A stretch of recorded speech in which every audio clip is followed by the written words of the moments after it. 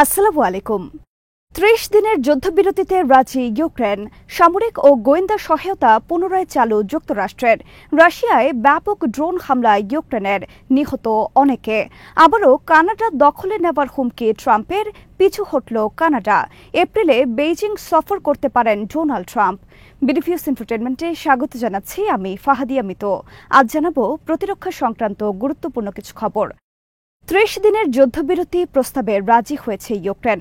বিনিময়ে ইউক্রেনে আবার চালু করা হয়েছে যুক্তরাষ্ট্রের সামরিক ও গোয়েন্দা সহায়তা। মঙ্গলবার সৌদি আরবের রাজধানী রিয়াদে যুক্তরাষ্ট্র ইউক্রেন কর্মকর্তাদের মধ্যে ৮ ঘণ্টাব্যাপী চলা বৈঠকের পর উভয় দেশের পক্ষ থেকে দেওয়া হয়েছে যুদ্ধবিরতি প্রস্তাবের যৌথ ঘোষণা। মঙ্গলবারের বৈঠকে ইউক্রেন যুদ্ধবিরতি প্রস্তাব মেনে নেওয়ার সাথে সাথেই দেশটিতে যুক্তরাষ্ট্র আবার চালু করেছে সামরিক ও গোয়েন্দা সহায়তা। যুদ্ধবিরতি প্রস্তাবে বলা হয়েছে, কেবল আকাশ ও নৌ যুদ্ধবিরতি নয়, বরং সমস্ত ফ্রন্টলাইনে সর্বাত্মক যুদ্ধবিরতি কার্যকর হবে ৩০ দিনের জন্য। এছাড়া ইউক্রেন আবার রাজি হয়েছে যুক্তরাষ্ট্রের সাথে রেয়ার আর্থ খনিজ সম্পদ বিষয়ে চুক্তি করতে। ইউক্রেন প্রেসিডেন্ট ভলোদিমির জেলেনস্কি মঙ্গলবার বলেছেন, রাশিয়া প্রস্তাবে সম্মত হবার সাথে সাথেই শুরু হবে যুদ্ধবিরতি। যুদ্ধবিরতি কার্যকর হওয়া বা না হওয়া এখন সম্পূর্ণরূপে নির্ভর করছে রাশিয়ার উপর। জেলেনস্কি বলেন, আমরা যুদ্ধবিরতি প্রস্তাব গ্রহণ করেছি। এখন যুক্তরাষ্ট্রের দায়িত্ব রাশিয়াকে এই প্রস্তাবে রাজি করানো। যুক্তরাষ্ট্রের পররাষ্ট্রমন্ত্রী মার্কো রুবিও বলেছেন, বল এখন রাশিয়ার কোর্টে। আমি আশা করছি রাশিয়া প্রস্তাবে রাজি হবে। যুক্তরাষ্ট্রের প্রেসিডেন্ট ডোনাল্ড ট্রাম্প মঙ্গলবার হোয়াইট হাউসে সাংবাদিকদের বলেন, এটা খুবই ভালো আর বড় একটি প্রস্তাব। আমি আশা করি পুতিন এটা মেনে নেবেন, আর আমি ১ সপ্তাহের মধ্যে পুতিনের সাথে কথা বলবো। আশা করছি কয়েকদিনের মধ্যেই যুদ্ধবিরতি কার্যকর হবে। তবে রাশিয়া আগেই জানিয়ে দিয়েছে তারা কোনো অস্থায়ী যুদ্ধবিরতি চুক্তি করবে না, তারা কেবলমাত্র স্থায়ী যুদ্ধবিরতিতে রাজি। গত ২৮ ফেব্রুয়ারি হোয়াইট হাউসে ডোনাল্ড ট্রাম্প ও জেলেনস্কির মধ্যে উত্তপ্ত বাক্য বিনিময়ের পর ৩রা মার্চ ইউক্রেনে সামরিক সহায়তা দেওয়া বন্ধ ঘোষণা করেন ডোনাল্ড ট্রাম্প। ইউক্রেন যুদ্ধে যুক্তরাষ্ট্র এখন পর্যন্ত প্রকাশ্যে ইউক্রেনকে দিয়েছে $১২২ বিলিয়ন, ইউরোপিয়ান ইউনিয়ন দিয়েছে $১২১ বিলিয়ন এবং অন্যান্য দেশ দিয়েছে $৪২ বিলিয়ন। তবে প্রেসিডেন্ট ডোনাল্ড ট্রাম্প বলেছেন, বাইডেন প্রশাসন ইউক্রেনকে $৩৫০ বিলিয়ন দিয়েছে ইউক্রেন যুদ্ধ শুরুর পর। এদিকে মঙ্গলবার রাতে ইউক্রেন শত শত ড্রোন হামলা চালিয়েছে রাশিয়ায়। রাশিয়ার প্রতিরক্ষা মন্ত্রণালয় জানিয়েছে, তারা ৩৪৩টি ইউক্রেনের ড্রোন প্রতিহত করেছে আকাশে। হামলায় মস্কোয় কমপক্ষে ৩ জন নিহত এবং অনেকে আহত হয়েছে। ইউক্রেনের অনেক ড্রোন আঘাত করেছে মস্কো সহ বিভিন্ন এলাকার অনেক বহুতল ভবনে। ২০২২ সালে যুদ্ধ শুরুর পর এখন পর্যন্ত রাশিয়ার অভ্যন্তরে মঙ্গলবারের ড্রোন হামলাই ছিল সবচেয়ে বড় ধরনের হামলা। অপরদিকে রাশিয়ার প্রতিরক্ষা মন্ত্রণালয় দাবি করেছে, তারা কুরস্কে আরও কয়েকটি নতুন এলাকা থেকে বিতরণ করেছে ইউক্রেন সেনা। এ বিষয়ে একাধিক ভিডিও প্রকাশ করেছে রাশিয়া। প্রকাশিত ভিডিওতে দেখা গেছে, কুরস্ক থেকে পলায়নরত একটি ইউক্রেনিয়ান সেনা কনভয়ের ওপর ব্যাপক ভিত্তিক ধ্বংসাত্মক ড্রোন হামলা পরিচালনা করছে রাশিয়া। হামলায় একের পর এক উড়ে যাচ্ছে ইউক্রেনের বিভিন্ন সামরিক যান, নিহত হচ্ছে ইউক্রেন সেনারা। দিন দিন চরম আকার ধারণ করছে কানাডা যুক্তরাষ্ট্র বাণিজ্য যুদ্ধ।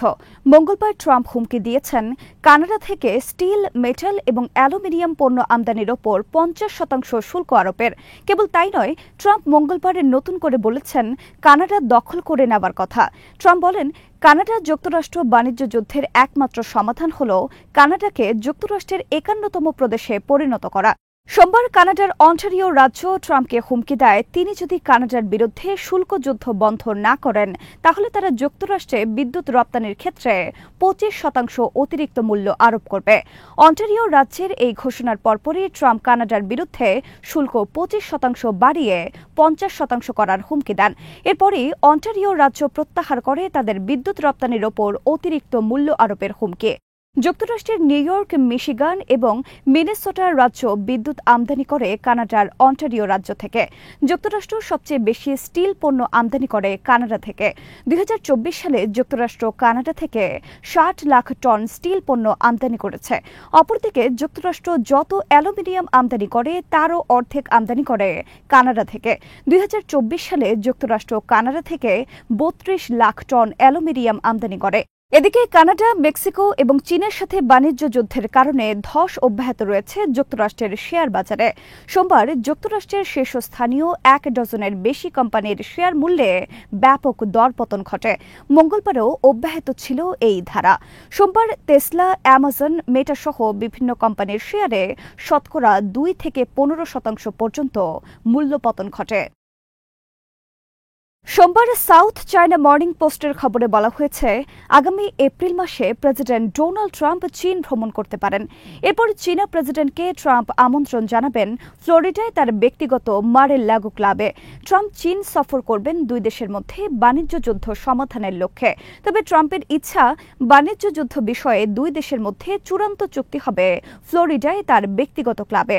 ডোনাল্ড ট্রাম্প কানাডা ও মেক্সিকোর বিরুদ্ধে ২৫% এবং চীনের বিরুদ্ধে ২০% শুল্ক আরোপ করেছেন ওইসব দেশ থেকে পণ্য আমদানির ক্ষেত্রে। জবাবে চীন এবং কানাডাও সমপরিমাণ শুল্ক আরোপ করে যুক্তরাষ্ট্র থেকে পণ্য আমদানির ওপর। বর্তমানে যুক্তরাষ্ট্রে সবচেয়ে বেশি পণ্য রপ্তানি করে মেক্সিকো, দ্বিতীয় চীন এবং তৃতীয় কানাডা।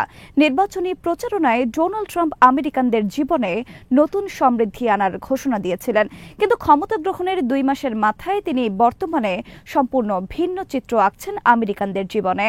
কানাডা, মেক্সিকো ও চীনের বিরুদ্ধে বাণিজ্য যুদ্ধ ঘোষণার পর থেকেই ব্যাপকভাবে বেড়েছে জিনিসপত্রের দাম। রোববার তিনি বলেন, যুক্তরাষ্ট্র মন্দার কবলে পড়তে পারে। এরপরই বড় ধরনের অস্থিরতা নেমে আসে শেয়ার বাজারে।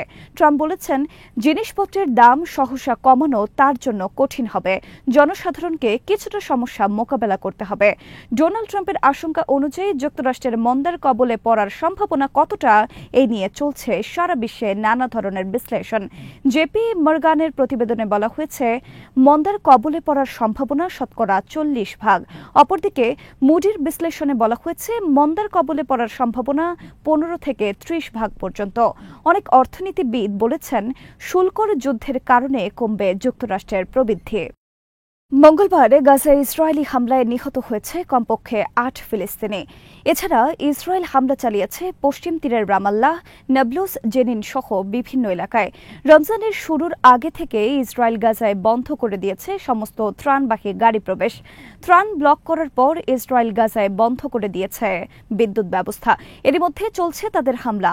ইসরায়েলের এই ধরনের অবরোধের উদ্দেশ্য, গাজা থেকে যেন ফিলিস্তিনিরা স্বেচ্ছায় অন্যত্র চলে যেতে বাধ্য হয়। অপরদিকে মঙ্গলবার নতুন করে শুরু হয়েছে দ্বিতীয় দফা যুদ্ধবিরতি আলোচনা। এ উপলক্ষে মঙ্গলবার কাতার পৌঁছান যুক্তরাষ্ট্রের মধ্যপ্রাচ্য বিষয়ক দূত স্টিভ উইটকফ। একই সাথে ইসরায়েলের প্রতিনিধিরাও মঙ্গলবার পৌঁছেছেন কাতারের দোহায়। আজ এখানে শেষ করছি। সমরাষ্ট্র, প্রতিরক্ষা ও কূটনীতির নানা তথ্য জানতে চোখ রাখুন বিডিপিওস ইনফোটেনমেন্টে। চ্যানেলটি ভালো লাগলে সাবস্ক্রাইব করুন, সংযুক্ত থাকুন আমাদের ফেসবুক পেজে। আল্লাহ হাফেজ।